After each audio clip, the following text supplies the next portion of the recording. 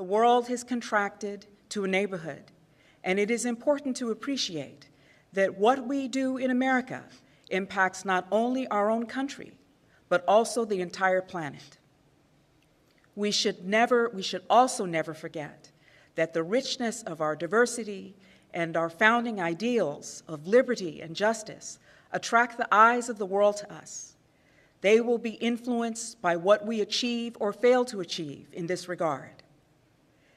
It is not an exaggeration to say that the cause of world peace is linked to the work we must do right here in this country. So June of 2022, there was like this camp, and it was sent out for like Florida, Georgia, Mississippi, Alabama, South Carolina.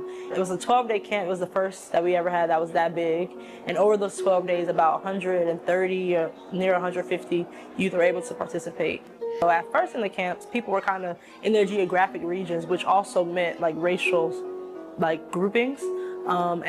And it was kind of becoming noticeable. You know, it's natural for people to be with their friends, but I think when we were noticing that it was also along like racial lines, at first we were like, it's a Baha'i camp, so we're trying to figure out how can we apply Baha'u'llah's revelation even to like our social spaces when we're eating dinner, or like who we're doing our arts with. By really the third day, the tutors came together to reflect, and we're like, what can we do to address this? It was very obvious.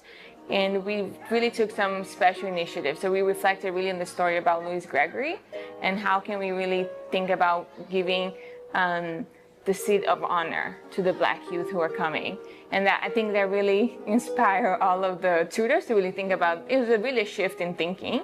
The tutors were like, okay, we need to really shift our own thinking as well, and then what conversation can we have with our participants in our study circles. And I think that by the middle of the camp, more and more people were starting to like branch out and be with people from different backgrounds, different localities. And I think a big part of it too was like our outings.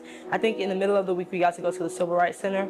And on that trip, a lot of people were kind of like mingling and like walking in groups with like different people that they hadn't really interacted much with.